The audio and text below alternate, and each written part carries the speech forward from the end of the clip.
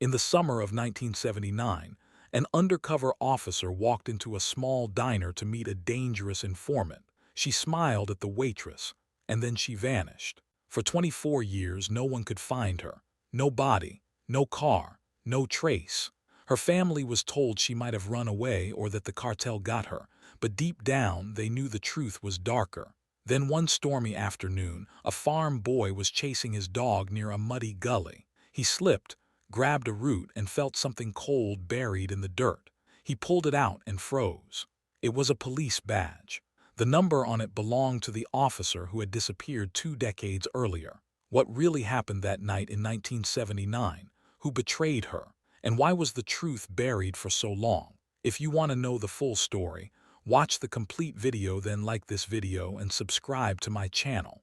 And comment below, where do you think the mystery started going wrong? It was 1979, and Officer Karen Lewis was 24 years old. She had already made a name for herself in the police department, but most people didn't know the real Karen. To her family, she was their brave, loyal daughter. To the streets of her city, she was someone else entirely, an undercover agent working dangerous cases no one else could. Karen spent her mornings like any ordinary young woman. She made coffee, packed her lunch, and laughed with her younger brother. She hugged her parents tightly, telling them she loved them and promising she would be careful. They knew she was in the police, but they had no idea how close to danger she actually lived every day. By afternoon, she transformed. Gone was the smiling daughter. In her place was a woman who could disappear into crowds, change her voice, and carry fake identification. Her cases often involved drug rings, corrupt officers, and dangerous criminals who didn't hesitate to hurt anyone who got in their way. Karen had seen the worst people could do, but she had a mission she believed in. Every night she wrote in a small notebook, keeping track of tips, schedules, and small clues she picked up on the streets. The notebook was her lifeline. She had learned to compartmentalize. At home, she laughed and joked.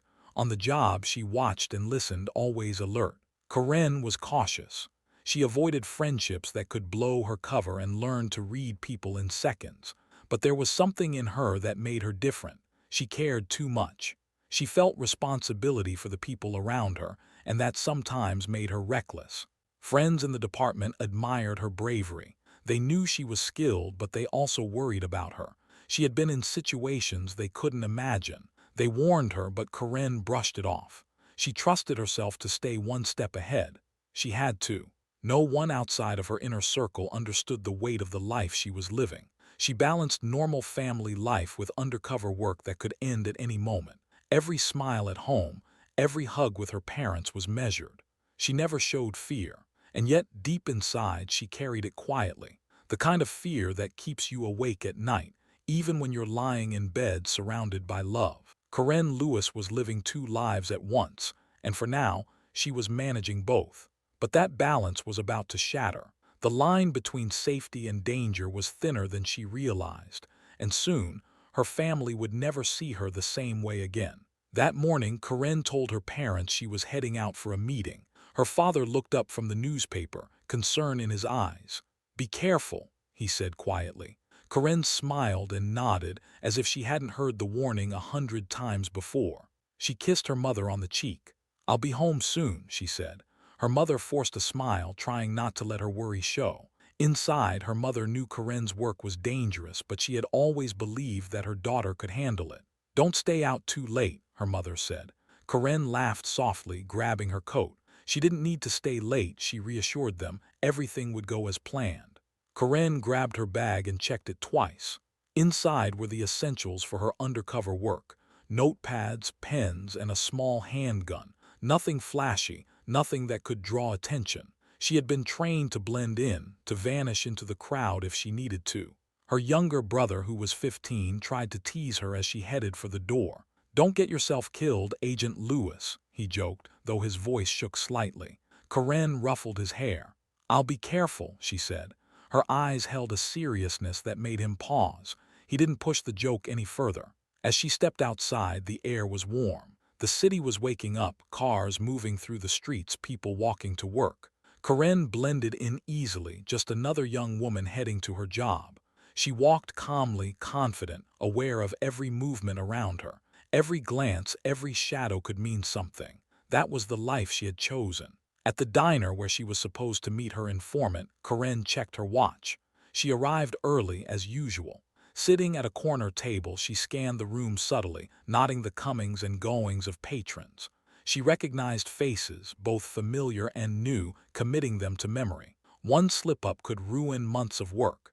She sipped her coffee, keeping her demeanor casual. Before the informant arrived, she sent a quick message to her partner, a code she used only in emergencies. Everything seemed normal, but the tension in her body never left. She was aware of every person in the diner, every sound, every door that opened. Karen had a skill for reading danger in a way most people couldn't understand. The informant was late. Karen's eyes flicked to the entrance again. She reminded herself to stay calm. Minutes stretched into what felt like hours, but she remained seated, smiling at the waitress when she came by. "Everything okay?" the waitress asked. Karen nodded politely, giving a small, reassuring smile. It was the last time anyone would see Karen Lewis as herself, the confident, careful officer who always seemed in control. In just a short while, everything would change. Karen sat at the corner table, her fingers lightly tapping the edge. The diner was quiet, just a few regulars having their morning coffee. She smiled politely at the waitress, nodding as she refilled her cup. Everything looked normal, too normal. The informant still hadn't arrived. Karen's eyes scanned the entrance again, noting every movement, every shadow. She had learned to spot danger in seconds. Every instinct in her body told her to stay alert, but she also knew she had to stay calm. Acting casual was her shield. A man walked past the window outside, glancing briefly inside. Karen noticed him but didn't react. She continued sipping her coffee, her posture relaxed. She had to look ordinary, and she did it perfectly. People trusted her to be just another face in the crowd. Minutes passed. The informant never showed. Karen's patience was steady, almost unnatural. She had trained herself for this. But then something shifted. A feeling she couldn't explain prickled at the back of her neck. She turned slightly, scanning the empty tables, the kitchen door, the parking lot outside. And then it happened. A shadow moved behind the counter, barely noticeable, but enough to make her alert. Karen's hand brushed her bag under the table, feeling the familiar cold metal of her handgun. She didn't reach for it yet. She needed information first. She rose from the chair, intending to check the restroom quickly, when suddenly a noise drew her attention, a slight shuffle near the door. A man's voice murmured from behind, low and urgent. Karen froze for a heartbeat, recognizing danger instinctively. She took a step toward the exit, her eyes scanning, calculating. The diner felt smaller suddenly, as if the walls were closing in. Patrons went about their business, oblivious to the tension in that corner. The waitress returned, glancing at her. "Is everything okay?" she asked again. Karen nodded quickly, smiling politely, then turned back to the door. That was the last normal moment anyone would see Karen Lewis. No one noticed when she walked out or thought she had. No one heard a struggle, no one saw a fight. For the rest of the world, she had simply disappeared. Chairs remained pulled out, coffee cups left half full, the door swinging lightly in the breeze. Only Karen was gone. The diner became a silent witness. No fingerprints, no signs of a scuffle, just the lingering warmth of her presence, and then nothing. By the end of the morning, the news would reach the department. The officer was missing. At first, they assumed she had slipped up on an assignment, maybe a runaway scenario or a failed stakeout. But her family and colleagues knew better. Karen never made mistakes like that. Something was wrong. Her disappearance would send shockwaves through her family, her colleagues, and the town. For decades, no one would know the full story. But at that very diner on that ordinary morning, her life as Karen Lewis ended, and the mystery began. The news of Karen's disappearance reached the police department by midday. Calls were made, reports filed, but there was a strange calm in the way it was handled. Her colleagues filed missing person reports, but there was no urgency, no loud alarms. It was as if someone had decided this case should be kept quiet. Karen's supervisor told her family the same thing. "We're looking into it, don't worry." But his eyes betrayed uncertainty. There were no press conferences, no citywide alerts. The detective in charge insisted that sometimes officers left assignments or undercover cases could appear off the radar. To the family, that made little sense. Corinne wasn't the type to disappear on her own. She was disciplined, careful, and dedicated to her job. At home, her parents tried to calm each other. Her mother sat in the living room staring at the phone, willing it to ring. Her father called friends in the department, hopping for updates, but the responses were vague. One officer suggested she might have gone to a safe house as part of undercover work, but no one could confirm it. The days stretched painfully. The department made occasional phone calls, brief and formal. Nothing concrete. No one explained why there was no media release. No one admitted the possibility of danger. Silence surrounded Corinne's case like a heavy fog. Her family grew restless. The younger brother asked questions every day. Why isn't anyone looking for her? Where could she be? His mother would simply hug him and say, "We'll find out soon." But inside, she felt fear growing, a deep, gnawing fear that something terrible had happened. The lack of answers was worse than the unknown itself. Each passing day without news made the family feel helpless. The department's quiet approach, meant perhaps to avoid panic, only heightened their anxiety. They couldn't accept the idea that Corinne might be gone forever. Something was very wrong, and they felt it in their bones. It didn't take long for whispers to start. By the end of the first week, rumors were spreading through the town. People claimed Corinne had left on her own. Maybe she had been frustrated with her job. Maybe she ran away with someone she loved. Perhaps she was hiding in another city, starting a new life. The local media caught wind of the story. Headlines questioned her loyalty, suggested she might have abandoned her family, and hinted at secret romances.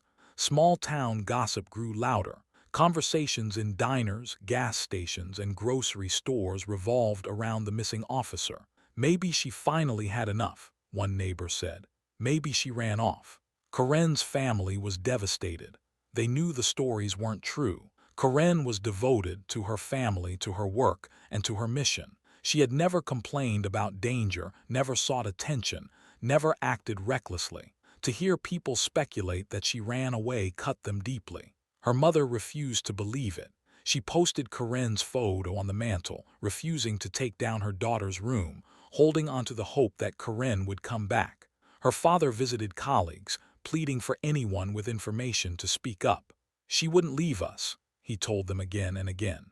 The words felt like a mantra, something to cling to amid the growing tide of doubt. Even the department tried to quell the rumors quietly, but the damage was done. People love to speculate, and once a rumor starts, it's impossible to stop. The whispers became background noise in the town, a ghostly chorus questioning Corinne's character and choices. Friends who knew her well whispered the truth among themselves. Corinne Lewis was loyal, brave, and meticulous. She would never abandon her family or job. But in a small town, whispers often travel faster than facts. Her family's fight against the rumors became almost as consuming as the search itself. Every day without answers made the stories feel louder, more convincing to outsiders.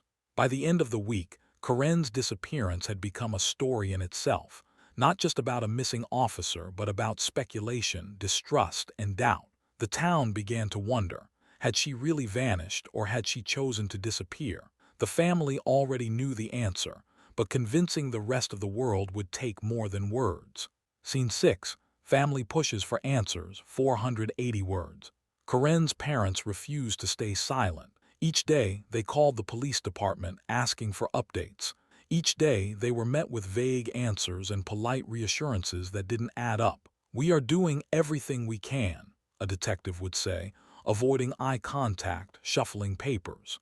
Her father grew frustrated. He knew Corinne. He knew her habits, her discipline, her loyalty. There was no way she had just walked away. "Please," he pleaded one afternoon in the detective's office. "Check every lead, talk to everyone. Something has to be done. My daughter didn't just disappear."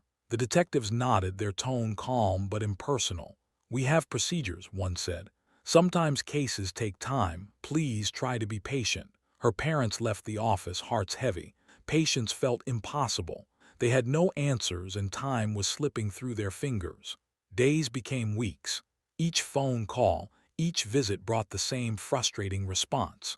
Karen's mother spent hours going through old letters and photos, trying to piece together any clue that might have been overlooked. Her father visited friends in the department, hoping someone might speak candidly, might remember something small, but most either had no information or were unwilling to share. The family's anxiety deepened with every passing day. Friends and neighbors offered sympathy, but their words couldn't replace the knowledge that Karen was missing. They didn't know if she was safe, if she was hurt, or if she was gone forever. Even within the department, whispers began to circulate. Some officers believed Karen had been compromised, but few were willing to voice it. The parents sensed this tension, the hidden unease that no one would say aloud. Every stonewall and delay only heightened their fear. Despite the frustration and mounting dread, Karen's parents never gave up. They kept pressing, kept asking, kept searching for anything that could point to her whereabouts. Their insistence was the only lifeline in a system that seemed determined to keep the case cold, or at least slow. 1 week after Karen disappeared, a truck driver spotted a car parked strangely near the edge of town. It was old, unassuming, and partially hidden by trees. Curious, he called the local sheriff's office. When authorities arrived, they recognized the vehicle immediately. It was Karen's car. The department had been searching, but the discovery sent a jolt of shock through everyone involved. The car was parked neatly, locked, as if someone had placed it there carefully. Inside, the interior was tidy. Nothing was out of place except Karen's purse. That was missing. Her wallet, keys, and personal items were gone. It was the only sign that something had been taken, or that she hadn't left voluntarily. No sign of struggle, no broken glass, no disturbance. It was a perfect, eerie calm. The officers examined the car, checking for fingerprints and clues. They found little. Mud from the roadside stuck to the tires, but it gave no hint of what had happened to Karen. Her family arrived, breathless and fearful. Seeing the car parked like that was both relief and horror. Relief, because they knew it belonged to her. Horror, because the lack of evidence only deepened the mystery. Karen's mother ran her hand over the roof, whispering her daughter's name. Her father examined the interior, carefully looking at the driver's seat, the dashboard, the passenger side. He knew Karen wouldn't have left voluntarily. Something had gone terribly wrong. The small town buzzed with the news. People speculated, theorized, and whispered. How could she vanish without a trace? How could her car appear perfectly intact, yet she was nowhere to be found? The detectives noted every detail, yet every detail only deepened the mystery. They couldn't explain it. The car was a puzzle piece that didn't fit anywhere. To the family, it was proof that Karen had been taken, or at least that her disappearance was no accident. For the first time, fear turned into certainty. Something was very wrong. Karen Lewis was missing, her car abandoned, and the quiet town held its breath as the reality settled in. This was not a runaway case. After seeing the car, Karen's parents felt a chilling clarity settle in. This wasn't a runaway. Karen wouldn't have left her life behind without a word, without a fight, without trying to protect those she loved. Her mother's hands trembled as she clutched a photo of her daughter. She whispered, she didn't leave. She couldn't have. Her father stood silently by the roadside where the car had been found, eyes scanning the horizon as if expecting her to appear. But the street remained empty, quiet except for the distant hum of traffic. Every instinct he had, honed from years of raising his children and working with the police, screamed that something had gone terribly wrong. They replayed the last moments they had with her, the smiles, the hugs, the "I'll be home soon." Nothing had been unusual. Karen had seemed calm, confident, careful. She had never left without notice. She had never been careless. The pieces didn't fit. The detectives delivered their standard statements, carefully chosen words that offered no comfort. We'll continue to search. We're doing everything we can. But the parents could feel the uncertainty in their voices. The department had no answers yet, and that silence was deafening. Neighbors began stopping by, offering words of sympathy, small reassurances that felt hollow. The town was buzzing, speculating on what had happened. But the parents ignored it. They didn't care about rumors. They knew their daughter and she would never abandon them or her duty. Late that evening, they returned home, exhausted and silent. Her room was exactly as she had left it. Her coat hung neatly, her books stacked, her favorite chair empty. Every detail reminded them that Karen was not gone by choice. She had been taken, or something had happened to her that no one could yet explain. As they sat together in the dim light, a deep, unshakable fear settled over them. It wasn't hope that guided their thoughts now, it was certainty. Karen Lewis had vanished, but she hadn't left. Something was very, very wrong. And in that moment, a new resolve formed. Her parents would not rest, would not be silent until they knew the truth. Whatever had happened to their daughter, they were determined to find out. The morning after Karen's car was found, the department sprang into action. Detectives retraced her last known steps, starting from the diner where she was last seen. They checked security cameras, questioned patrons, and spoke to anyone who might have noticed something unusual. Every detail mattered, no matter how small. Officers scoured the streets and alleys she might have walked. They asked shopkeepers if they remembered seeing a young woman in a hurry or anyone following her. Every lead was recorded, cataloged, and checked, but nothing concrete emerged. Detectives visited her apartment, examining every item, every note, every trace of her daily routine. They interviewed friends and colleagues. Some remembered small conversations, cryptic messages, anything that could point to her whereabouts. All clues were fleeting, unclear. Her family sat in the waiting room at the department every day. They demanded updates, hopping for a breakthrough. Detectives offered polite reassurances but no real answers. The trail seemed to grow colder by the hour. Days turned into weeks. Leads that seemed promising fizzled out. A tip from a local fisherman turned into a dead end. A reported sighting downtown vanished upon investigation. The more detectives chased, the less they found. Every day without news was agony for the family.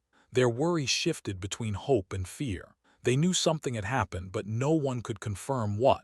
The town watched silently as the investigation dragged on, tense and uncertain. The detectives pressed on, determined to solve the case. They checked phone records, bank statements, and car traffic logs. But with each check, frustration mounted. Nothing explained how a careful, experienced officer could vanish without a trace. Karen's case was supposed to be routine, yet every step revealed only more questions. And as the days passed, it became clear. Finding her would be harder than anyone had imagined. Rumors started almost immediately. Some detectives whispered to each other that Karen might have been killed by the cartel she was investigating. Her undercover work had put her close to dangerous people. Her disappearance wasn't just a local story. It could be something far more serious. The town felt the tension. Neighbors spoke quietly, afraid of being overheard. People remembered her investigations, the cases she had taken on. Some had seen the cartels reach firsthand. Fear spread like wildfire. Mothers pulled their children close. Shopkeepers watched the streets more carefully. Even within the department, officers exchanged uneasy glances. They knew the cartel didn't hesitate to act. Karen had infiltrated dangerous circles. Anyone could have noticed her, or worse, betrayed her. The thought made seasoned detectives uneasy. Speculation grew. Had someone followed her that morning? Had she been spotted by the wrong person at the diner? The questions had no answers, but fear needed no proof. Every shadow seemed suspicious. Every truck driving by felt threatening. The family heard the whispers, too. They refused to accept them fully, but a small part of them trembled with fear. Karen was careful, smart, and brave, yet she had been alone that morning. Could she have been targeted? Detectives continued their interviews, but even the most reliable witnesses gave fragmented accounts. Some remembered her smiling at the waitress, while others noted a man standing outside the diner. Nothing connected, nothing concrete. The city buzzed quietly, uneasy but curious. Every rumor seemed to point toward danger, toward a cartel attack, a trap she couldn't escape. And while the family prayed for a miracle, the idea that someone had intentionally taken her began to settle into their minds. Fear had gripped the town. Everyone knew Karen was brave, but everyone also knew she had enemies. The sense of danger wasn't abstract anymore. It was real, immediate, and invisible. Another theory started to gain traction within the department. Maybe Karen had been exposed as undercover. It wasn't impossible. She had been working deep, gathering information on drug rings and corruption. The closer she got to the truth, the more dangerous her job became. Colleagues began speaking cautiously. They admitted that her assignment had been risky, perhaps more than anyone realized. She had to maintain multiple identities, meet dangerous individuals, and gain their trust. One slip could ruin everything. Detectives reviewed case files, noting how she had carefully documented her investigations. She had been thorough, careful, and discreet, but even the most meticulous officer could be compromised. A single observation from the wrong person could lead to disaster. The family heard the rumors but couldn't believe them entirely. Karen wasn't reckless. She wouldn't have exposed herself without reason, yet they knew her work had put her in the crosshairs. Every undercover assignment carried the risk of discovery, and that risk could have been deadly. The department revisited leads from months prior. Witness statements were reread, inconsistencies noted. One person had claimed to see her arguing with a man in a brown truck days before she vanished. At the time, the lead had gone nowhere. Now, detectives wondered if it might have been connected. Fear and tension within the department grew. Officers realized that Karen's disappearance wasn't a simple missing person case.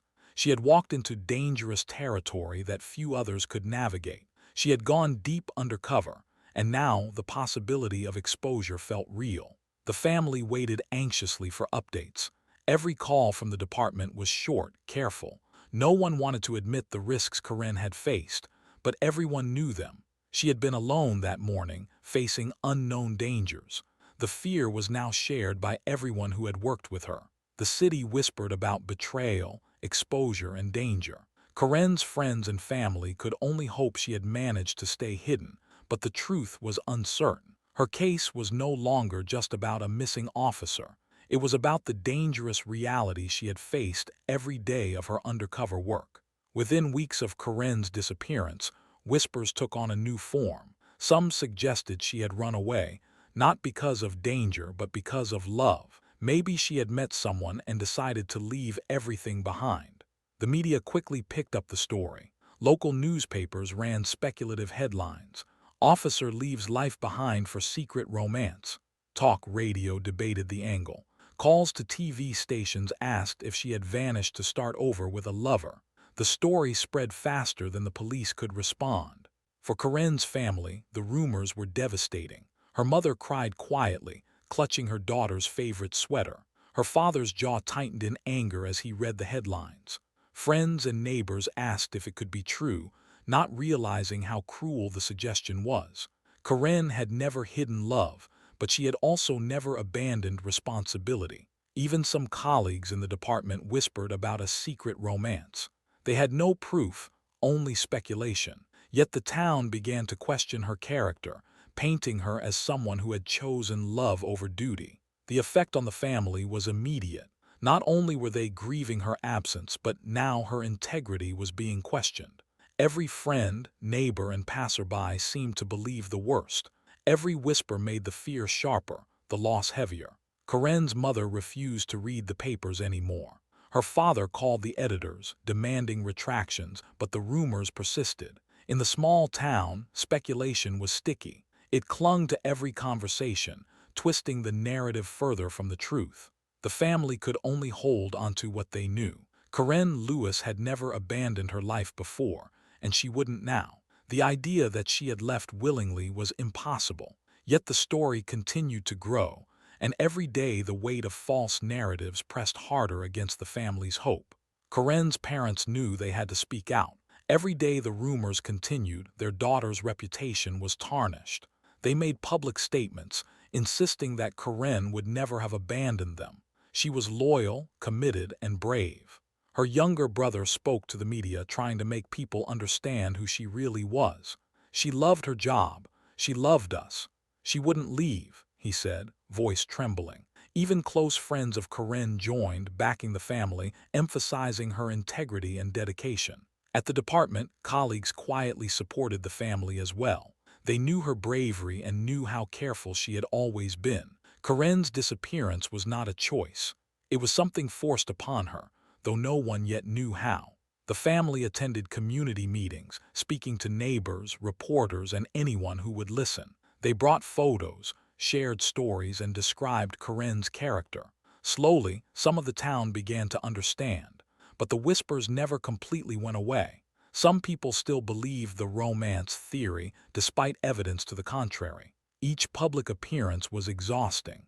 The mother's voice often cracked, and her father's hands shook as he spoke. But they persevered. They refused to allow speculation to overwrite the truth of their daughter's life. Through their words, the community began to see Corinne not as a girl who ran away, but as an officer who had disappeared mysteriously while serving the public. The family's determination planted the seeds of doubt in the rumors, slowly replacing them with the awareness that something darker might have occurred. Even as the town listened, the parents could feel the weight of unanswered questions pressing down. Their daughter was still missing, and no amount of words could bring her home. Yet, insisting on the truth was the only thing they could do while the investigation continued. Then came a new lead. A man came forward, claiming he had seen Corinne arguing with someone in a brown pickup truck late at night, just a few days before she disappeared. His story was specific and detailed. The truck parked near a streetlight, two figures talking heatedly. The police took the lead seriously. They interviewed the witness multiple times, checking every detail he remembered. The license plate, the make and model, even the man's description were recorded. Detectives drove through the area, hoping someone else had seen the same interaction. The witness's account fit nothing else they had. There was no follow-up evidence, no surveillance footage, no additional sightings.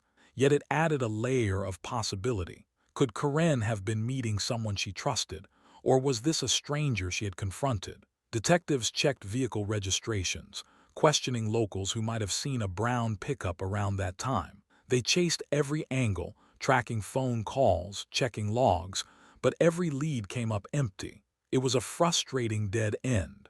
Despite the lack of physical proof, the story haunted the investigation. It suggested that Corinne had been somewhere specific, with someone specific, shortly before vanishing. It was the first clue that hinted at interaction beyond her ordinary movements. The family heard about the truck and clung to hope. Maybe this lead would provide answers. Maybe someone had seen something important. But as the hours and days passed, the trail went cold again.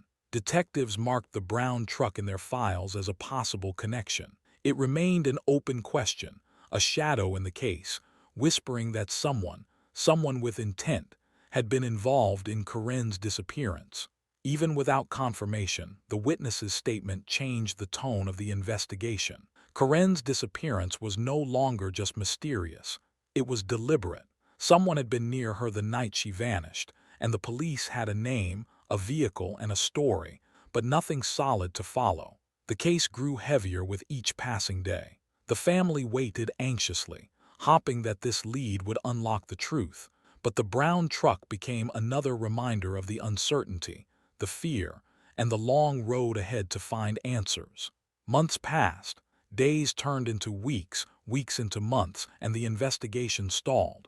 Every lead the detectives had chased either turned into a dead end or dissolved into uncertainty. Surveillance footage was inconclusive. Witness accounts conflicted. Nothing concrete pointed to Corinne's whereabouts. The department had started with urgency, but now momentum faded. Detectives reassigned resources to other active cases. Files were neatly organized and stored, but they gathered dust rather than answers. The case, once top priority, slowly became background noise. Her family felt the sting of each passing day. Every unanswered question became heavier, every silence louder. Calls to the department often went unanswered, or officers offered the same careful, empty words. "We're doing all we can." It was a routine that brought no comfort. Friends of Corinne still held onto hope, checking the news for updates, visiting the department to ask if anything had changed. Yet with each visit, hope dwindled. The frustration mounted. How could a trained, careful officer simply vanish? The answer eluded everyone. The townspeople began adjusting to her absence.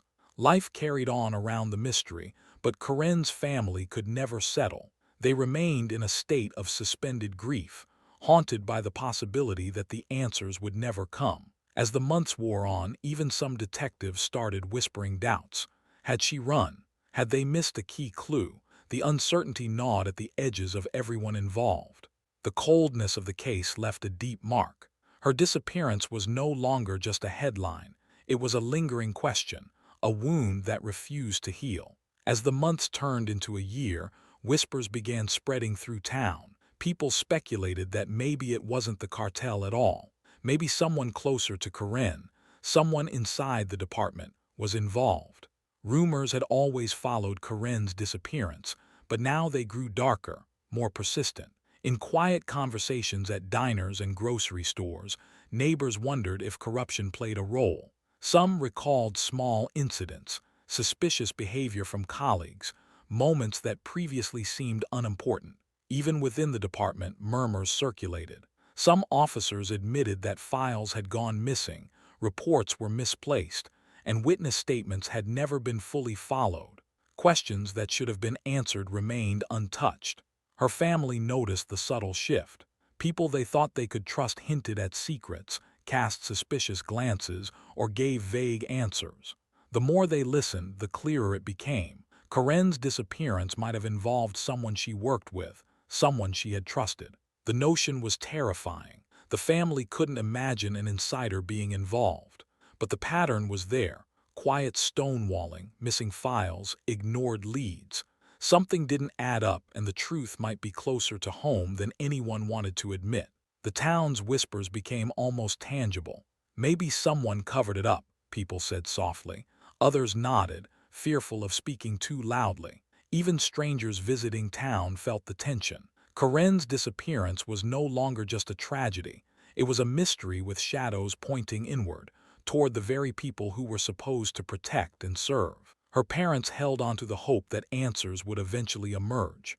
But the whispers, the rumors, and the strange inconsistencies all added to the fear. Corinne had vanished, and the possibility that someone inside the department was involved changed everything. Each day without clarity only strengthened the idea that the truth was being hidden. The family could sense it in the silence, the evasive answers, and the unexplained delays. Something had gone very wrong, not just with Corinne's disappearance, but with the system that was supposed to find her. By the early 1980s, the case of Corinne's disappearance had mostly faded from the police's attention. Detectives moved on to other assignments. Reports sat in dusty files, gathering little more than a passing glance from anyone in authority. Her family refused to let her story fade. Every day they kept her photo on the mantle, spoke her name aloud, and clung to hope that she might still be found. Neighbors sometimes asked if they had given up, but the parents shook their heads. Corinne was not a runaway. She was gone against her will. The town remembered her absence. Every missing girl or unexplained event brought her name back into whispers. People spoke softly, almost afraid to repeat it aloud. Her family lived with a constant ache, a reminder that she was still out there somewhere, or at least that no one knew the truth. Even in silence, hope persisted. The parents refused to give up, and the case, though forgotten by the department, remained alive in their hearts. One afternoon, years later, a former drug runner came forward. He claimed he had seen Corinne taken by the cartel and buried in the woods as a warning to others who interfered. His voice trembled as he spoke. "They wanted everyone to know what happens when someone gets too close," he said. The police immediately investigated. Detectives followed the man to the woods he described. They dug at every spot he indicated, turning over soil, searching under fallen trees, checking every hollow. Hours passed.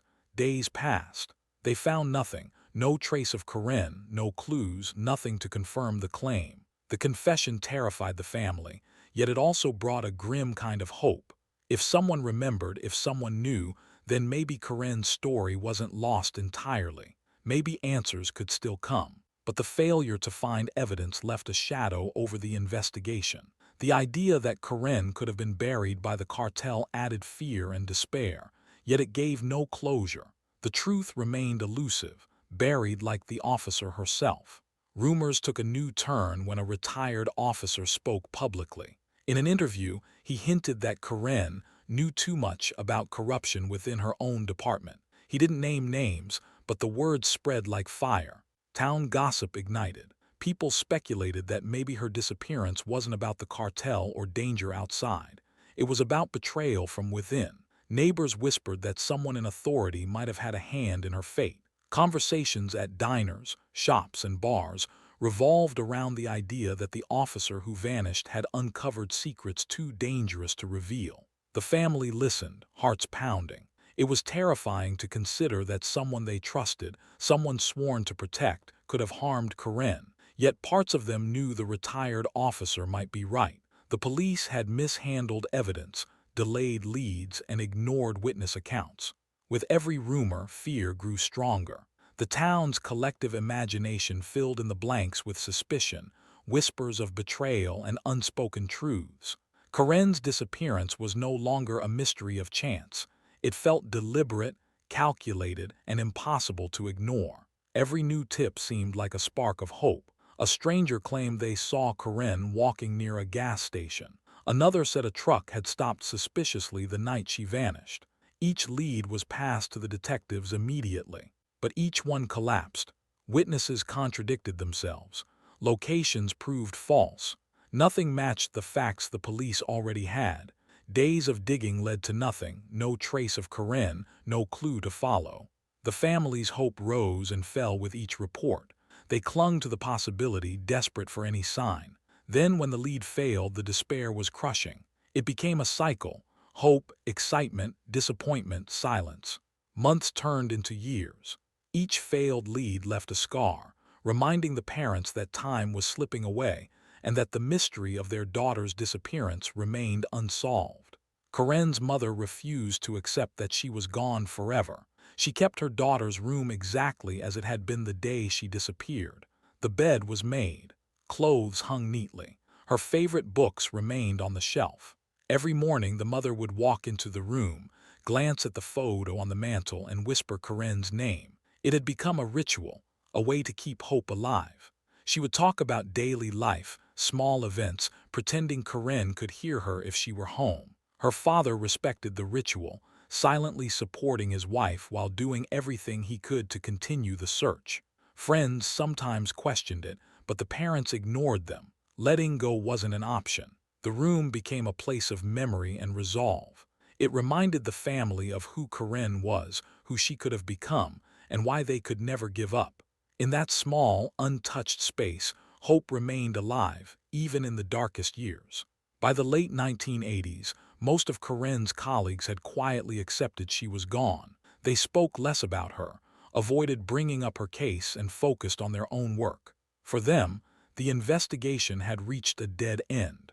But her family refused to accept that conclusion. They remembered Karen's bravery, her dedication, and her careful planning. She wouldn't have vanished willingly. She was still out there somewhere, and they were determined to find her.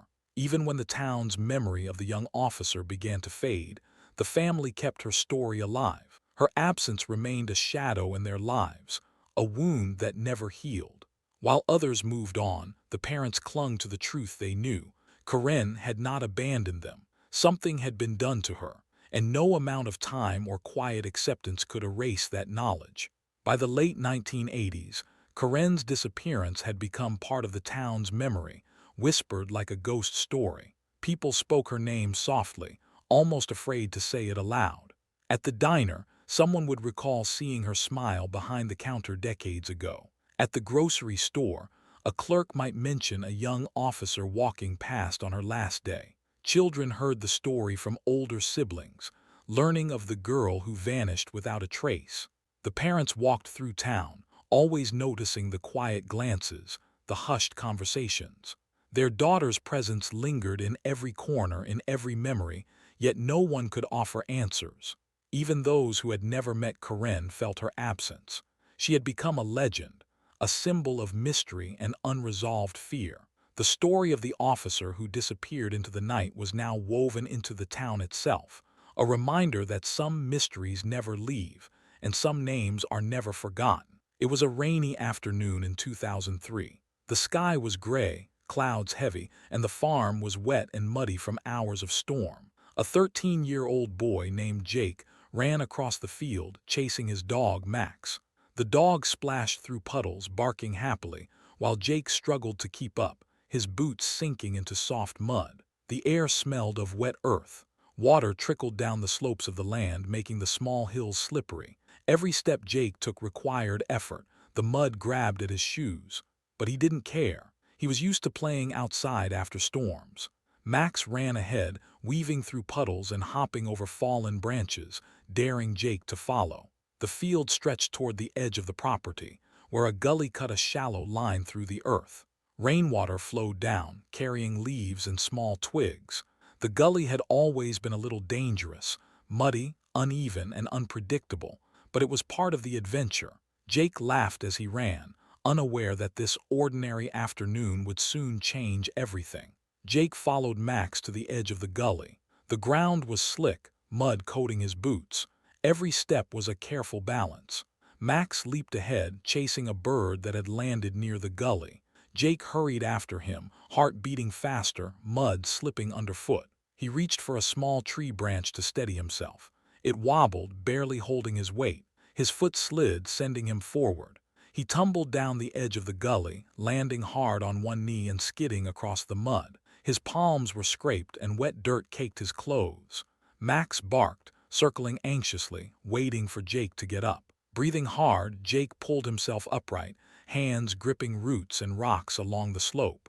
The gully was deeper than it looked, and the muddy water ran swiftly through it. He struggled to stay balanced, leaning on anything that would hold him. Then his hand brushed something solid beneath the roots. It was cold and metallic, almost hidden in the mud. Jake froze, heart pounding. Max sniffed nearby, tail wagging, sensing something unusual. Jake stared at the object, unsure what it could be, but he knew it wasn't ordinary. Jake crouched, his hand hovering over the object. It felt smooth and heavy. The mud clung to his fingers as he dug carefully, pulling away roots and earth. Max sniffed closer, whining softly, sensing the tension in Jake's movements. Finally, Jake's fingers closed around something solid. He tugged gently. A metallic shape came free, half covered in mud. The sun had broken through the clouds just enough to glint off it. He wiped away the dirt with his sleeve and froze. It was a badge, rusted and worn, but the number was still visible. Jake's hands shook as he held it up. His mind raced. How could a badge be here, buried near the gully, forgotten for so long? Max barked, circling him, as if aware of the importance of the find. Jake ran toward the house, calling for his father. The badge glinted in the sunlight as he held it high, unable to believe what he had found. His father came running, worry turning to shock when he saw the object in Jake's hands.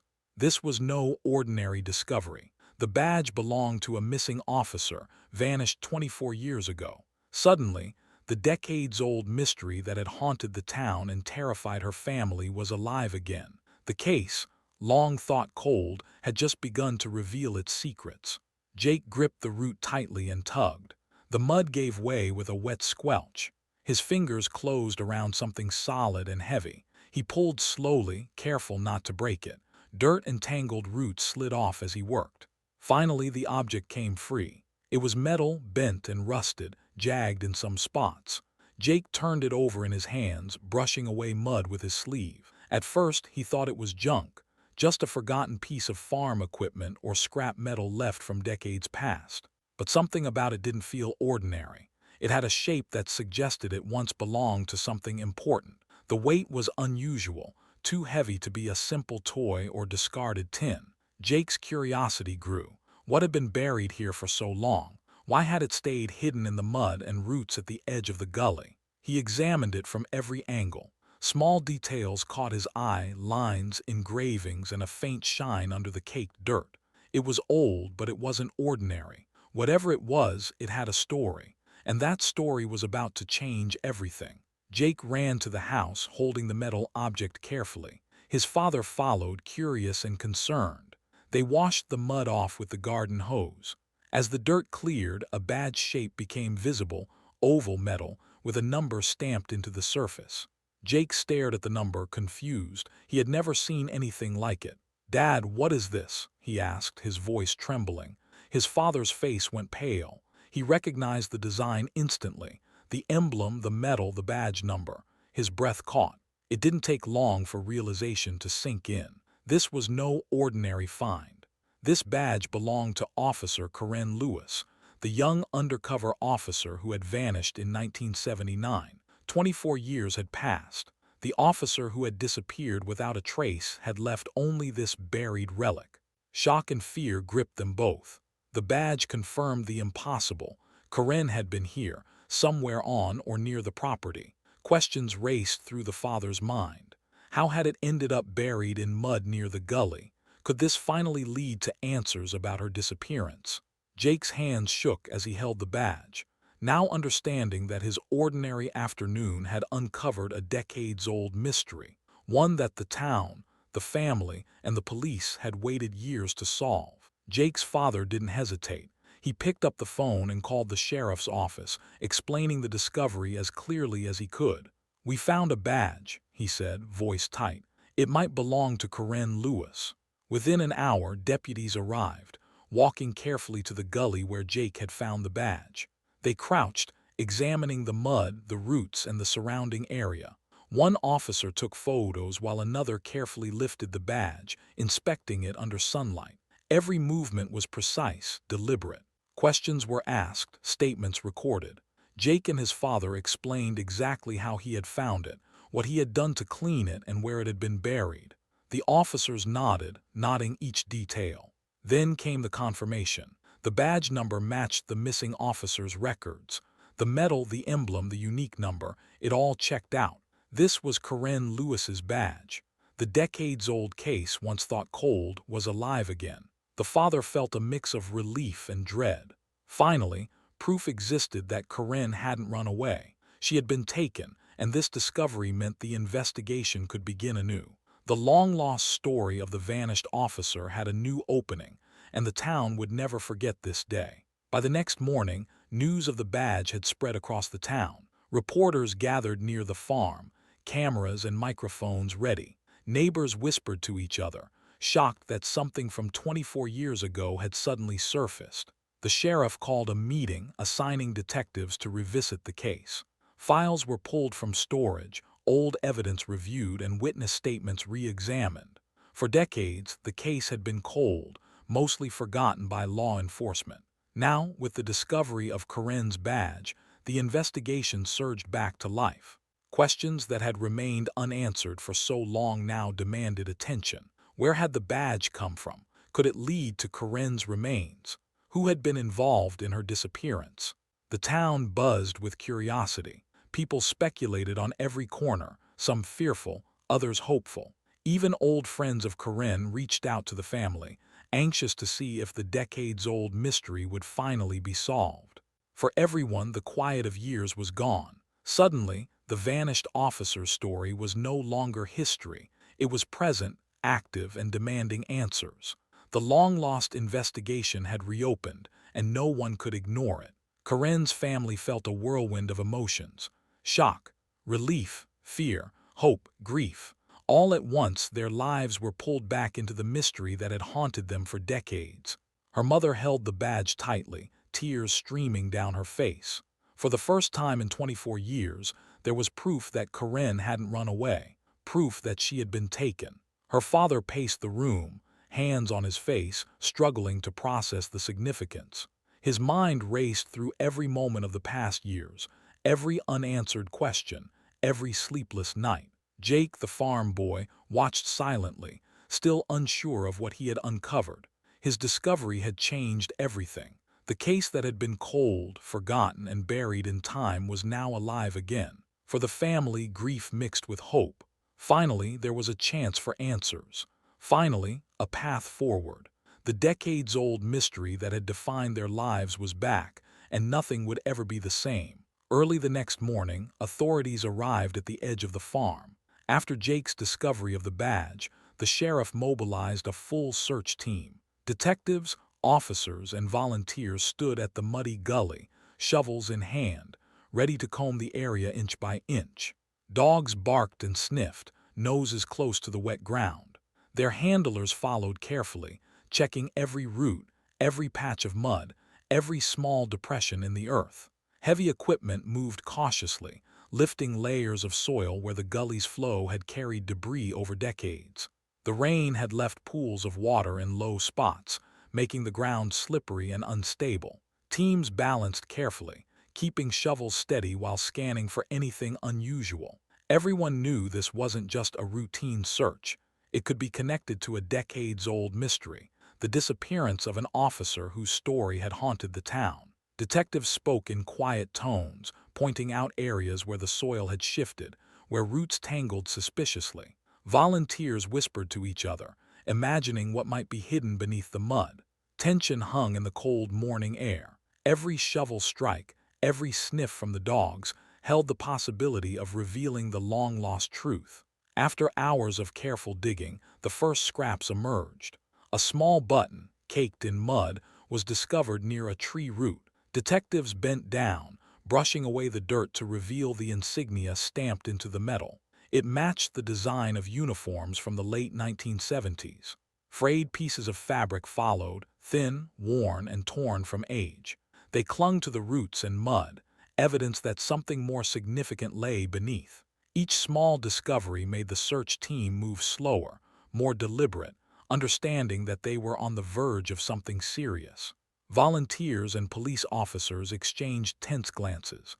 Nothing about these fragments suggested random trash or debris. The materials were carefully arranged, as if they had been placed, or lost, long ago. Detectives documented every detail, taking photographs and marking locations on maps. The tiny pieces of cloth and metal told a story of a uniform, a person, and a life interrupted decades earlier. The gully, once just an ordinary part of the farm, had become a site of revelation. Every careful movement brought new anticipation. Each shard of evidence hinted at the truth they had longed to find. Hours into the search, a rusted metal object appeared in the mud. One of the detectives knelt, brushing away the thick layer of dirt. It was a belt buckle, corroded with age but unmistakable. The design matched the police uniforms of the late 1970s. He held it up carefully, letting the sun glint off the worn surface. The team leaned in, eyes widening. The buckle was not just any piece of metal, it was part of an officer's uniform. Its discovery made the team realize the search was no longer speculative. This was personal, connected directly to the missing officer. Excavation became meticulous. Every patch of mud was shifted with care. Volunteers and officers crouched, inspecting every root, every stone, every depression in the gully. They knew one mistake could destroy evidence that had waited decades to be found.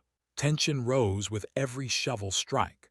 The discovery of the belt buckle confirmed that what they were looking for was here, hidden beneath the mud, waiting to tell the story of a life stolen and a mystery unresolved. Minutes later, something caught a volunteer's eye. Mud had shifted to reveal the edge of a shoe. It was small, muddy, and torn at the heel. Kneeling carefully, the volunteer uncovered it fully, revealing the worn leather and scuffed sole. Detectives froze. This was no ordinary object, no scrap from the gully. It was personal, human-sized, a connection to a life that had disappeared decades ago. The reality settled over the team like a cold wave. This was part of the missing officer. Every movement became slower, more deliberate. Officers and volunteers avoided stepping too close, careful not to disturb the fragile ground. Each piece of evidence, the button, the fabric, the belt buckle, now the shoe, painted a picture that had been hidden for 24 years. Nearby, dogs sniffed curiously but were kept back. Photographs were taken, measurements recorded. The team understood that the discovery of the shoe meant something larger was waiting beneath the mud. The gully, muddy and quiet, had begun to reveal its secrets. The personal artifacts were a clear sign. This was no ordinary farm debris. Someone had been here long ago, and now the truth was surfacing. As digging continued, a trowel struck something solid beneath the mud. Careful hands brushed away the soil to reveal fragments of bone. The search team froze. Human remains were beginning to appear. Detectives stepped back, calling in forensic specialists. The dogs were restrained and the area cordoned off. Volunteers exchanged worried glances. This was no longer a simple investigation. It was the discovery of a life lost decades ago. The bones were delicate, darkened with age and the wet earth. Specialists arrived quickly, carefully excavating and documenting every fragment. Each piece added clarity, confirming the team's worst and long-held fears. The missing officer, vanished in 1979, had been here all along, buried just a few miles from where she disappeared. Shock spread through the town as word got out. People who had once whispered about Corinne's disappearance now felt the weight of confirmation. The decades of speculation, grief, and hope were converging in this muddy gully. For the family, it was devastating yet a grim relief. The officer hadn't run. She hadn't vanished by choice. The evidence proved she had been taken, hidden, and left in the mud for 24 years. The hunt for the truth was only beginning. Forensic experts worked carefully, examining the bones, clothing fragments, and the personal items found at the gully. DNA testing, dental records, and historical comparisons were used to confirm identity. After long hours of analysis, the results were clear. The remains belonged to Officer Corinne Lewis, the young undercover officer who had vanished in 1979. The news stunned the town. Residents who had followed the case decades ago could hardly believe it. Parents remembered her smile, neighbors recalled her bravery, and former colleagues felt a heavy weight of regret and sorrow. The sheriff and detectives called Corinne's family to deliver the confirmation in person. The parents, who had waited 24 years, held each other tightly as the truth sank in. Grief hit immediately, raw and deep, but relief followed. Their daughter hadn't run away. She had been taken. The badge, the uniform scraps, and now the remains, all pieces of a puzzle decades in the making, finally fit together. For the family, it was overwhelming. Pain, sorrow, and a sliver of justice mixed into a single, powerful moment. The mystery that had haunted their lives had now been confirmed beyond doubt. As investigators mapped the location, a shocking fact emerged. The gully where Corinne's remains were found was less than 10 miles from where she disappeared in 1979. The family and town were stunned. How could she have been so close all those years without anyone knowing? Questions flooded their minds. Why here? Who brought her to this spot? Why bury her so near the town instead of somewhere far away? Detectives speculated quietly. The proximity suggested someone familiar with the area, someone who knew the land, the roads, the quiet corners. It wasn't random. Every detail now mattered. The slope of the gully, the roots covering the mud, the isolation from the main road. Neighbors who had walked the area for decades now felt a chill. The ordinary farm and surrounding woods had hidden a secret for 24 years. The truth, so close yet so hidden, forced everyone to confront the idea that danger and betrayal might have been much nearer than anyone imagined. The discovery rewrote everything about the case. Corinne had not been taken far. She had been buried almost within reach, and the questions only multiplied. For Corinne's family, the confirmation of her remains brought clarity and heartbreak, but it also raised a larger, more urgent question: who did this and why? Every piece of evidence now pointed to one undeniable truth. Corinne had not run away. She had been loyal to her duty, brave in her undercover mission, and careful in her work. Nothing in her personality suggested she would vanish by choice. The person responsible had taken deliberate steps to hide her. Detectives reviewed old leads, witness statements, and past rumors. The badge, the uniform scraps, the shoe, the belt buckle, all indicated that someone had buried her carefully, choosing this gully intentionally. Every detail suggested planning, knowledge, and cruelty. The family and the town could not rest until that question was answered. Who had betrayed Corinne? Who had used the knowledge she possessed against her? The discovery of the remains had solved one mystery but opened another, darker one. Now grief was intertwined with determination. The officer who had vanished in 1979 had finally been found, but the real story, the motive, the culprit, the truth behind her disappearance, was still hidden. The suspense hung heavy, promising a new chapter in a case that had haunted everyone for decades. Detectives sat in a small conference room, boxes of old case files stacked around them. The air was heavy with dust, as if the secrets inside had been waiting for decades. They opened folders, flipping through brittle pages filled with notes, photos, and reports. At first, the files looked like standard procedure, interviews, timelines, evidence logs. But soon, gaps appeared.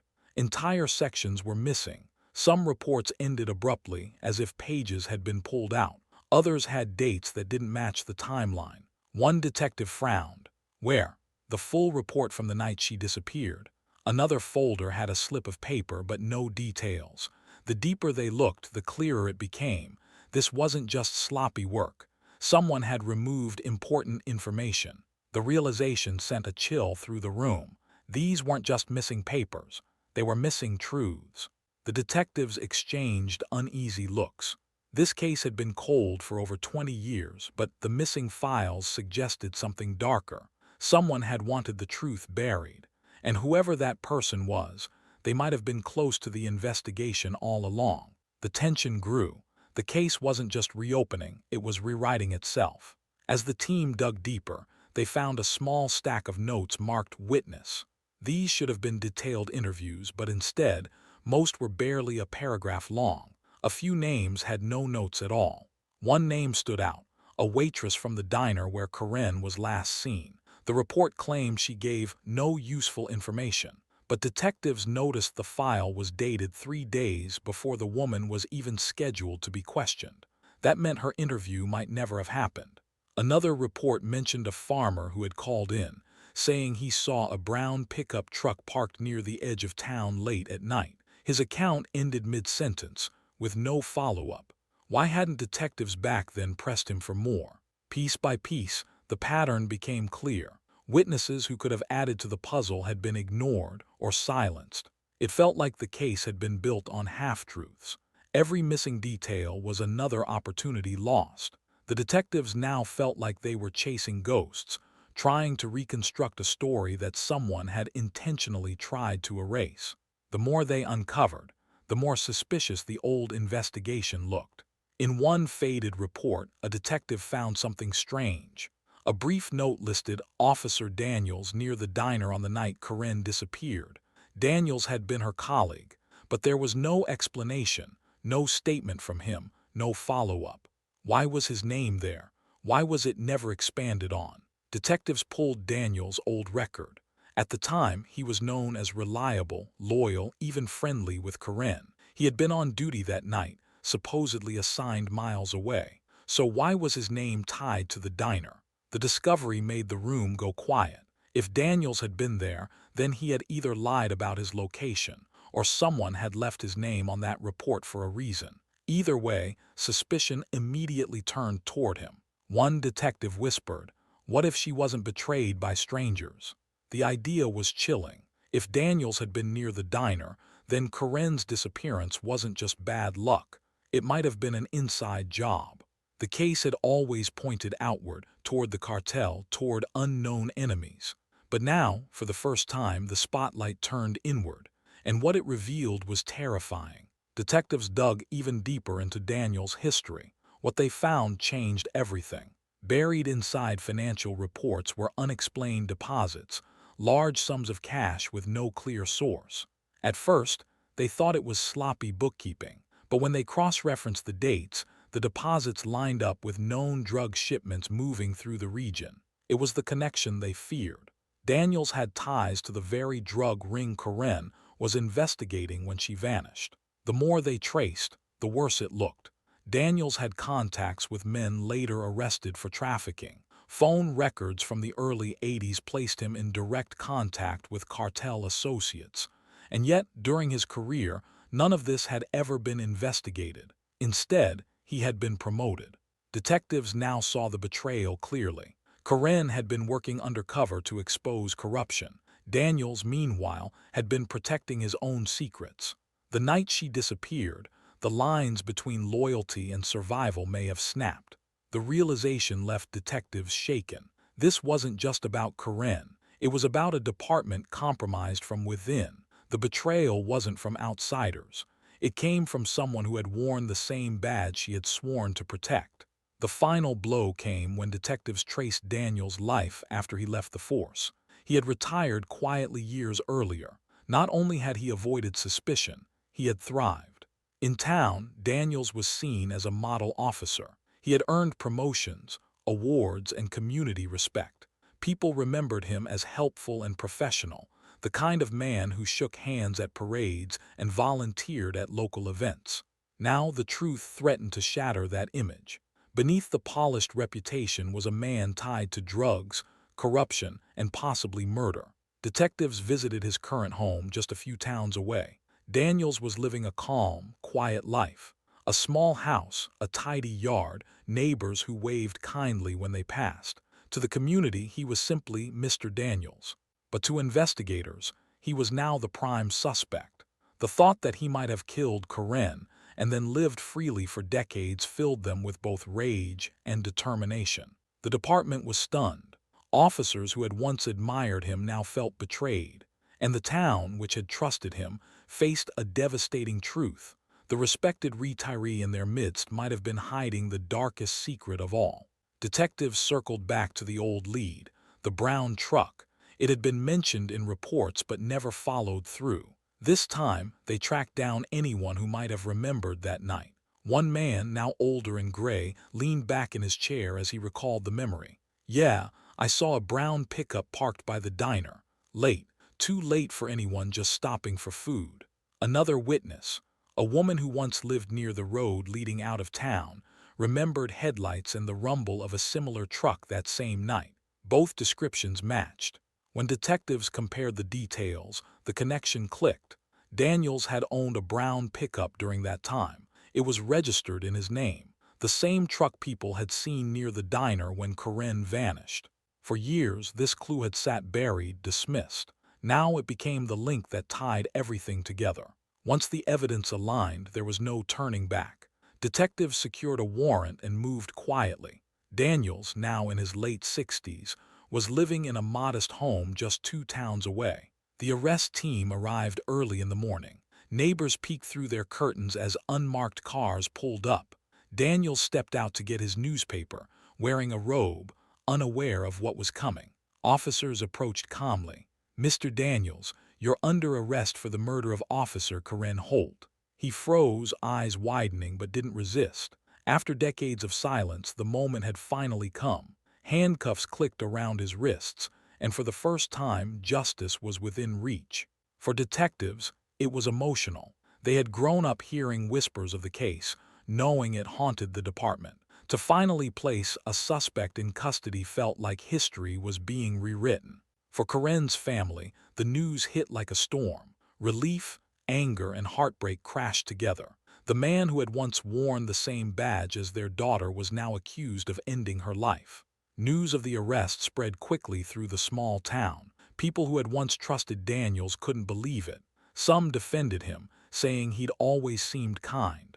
Others shook their heads, muttering they had always suspected something. Former colleagues felt the deepest betrayal. To think one of their own, someone who stood beside them in uniform, had been hiding a crime this horrific shattered their trust. For the town, it wasn't just the solving of a mystery. It was the collapse of an image they had believed in for decades. The case that had been a ghost story was now a reality. And the truth, that the danger came not from outsiders but from within, left the community shaken to its core. The courtroom was packed. Reporters, townspeople, and retired officers filled the benches. For decades, this case had been whispered about in shadows. Now, for the first time, the story was being told in full. The prosecutor stood before the jury and laid it out. In 1979, a young officer named Karen Holt disappeared. For years, people were told she had run away or that she was killed by a cartel. But now, the truth was ready to come out. The jury watched closely as old photos were shown Karen in her uniform, smiling proudly. Then photos of the badge found by the farm boy. Then, the grave near the gully. Every word carried weight. The prosecutor explained how the investigation had failed her, how reports were ignored, and how her own colleague had been hiding in plain sight. The defense tried to argue it was too late, too old, but the room could feel it. Justice had finally caught up. As the evidence came out, the courtroom shifted. This was not just about one murder. It was about betrayal deep inside the department. Documents revealed Karen had been investigating drug activity, but not just any drug activity. She had stumbled too close to corruption tied to her own colleagues. The prosecutor laid down the timeline. She had been gathering information, planning to expose what she found. And then, suddenly, she vanished.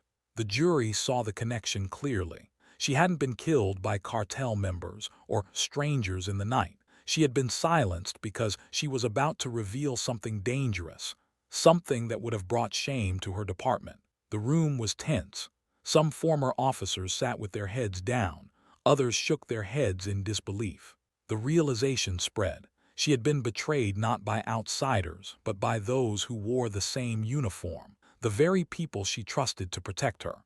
The most shocking moment came when witnesses described Daniels, her colleague.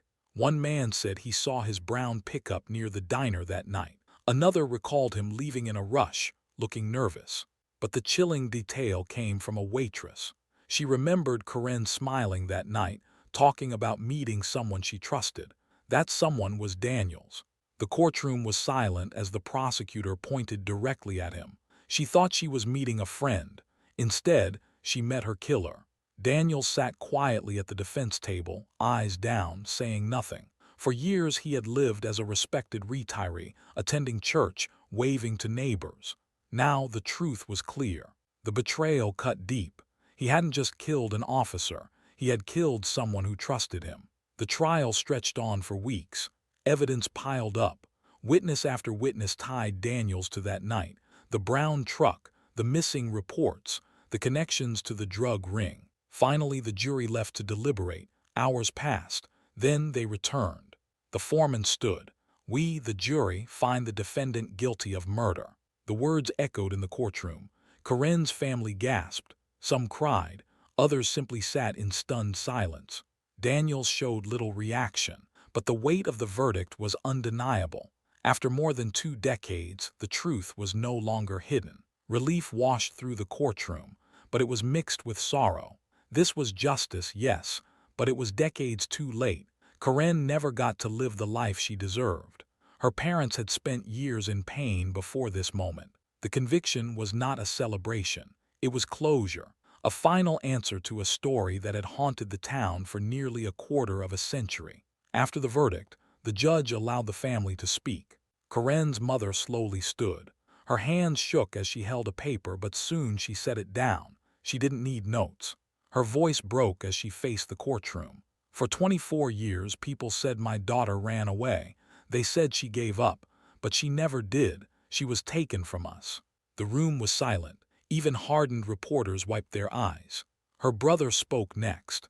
He remembered Karen teaching him to ride a bike, always looking out for him. He said, "She wanted to make the world better, and for that she was betrayed." Their words cut through the courtroom. This was not just a case file. It was a life, a daughter, a sister. When they finished, the family sat together, holding hands. For the first time in decades, they had answers, but the pain was carved too deep to heal. During the closing moments of the trial, the boy who had found the badge was recognized. Now a young man, he stood nervously as the judge thanked him. "Without your discovery, this case would still be cold." Reporters snapped photos. The town applauded. He had been just a farm kid playing with his dog on a rainy afternoon. Yet his small act had reopened a case that no one thought would ever be solved. His parents sat proudly in the audience. They knew their son had changed history. For Karen's family, he was more than a stranger. He was the reason they finally knew the truth. The trial's outcome rippled through the town. For years, Karen Holt's name had been whispered like a ghost story. Now the truth was out. She hadn't run. She hadn't left. She had been betrayed by one of their own. Some residents felt relief. Others felt anger. Retired officers struggled to accept that a man they once trusted had been living among them as a killer. Bars, diners, and barber shops buzzed with conversation. Old theories collapsed overnight. The legend was replaced with fact. The betrayal hurt most. It wasn't strangers, it wasn't the cartel. It was someone inside the badge. Justice had finally been served. But the Holt family's pain didn't vanish. Corinne's parents still had an empty seat at the dinner table. Her siblings still missed the sister who used to laugh and tell stories. Her mother said later, "We got answers, but we didn't get her back." The case became a warning told across the region, a story about loyalty, betrayal, and how long justice can take. People learned that even heroes can be betrayed from within. The town moved on, but for the family, the wound remained. Corinne Holt's story would never be forgotten.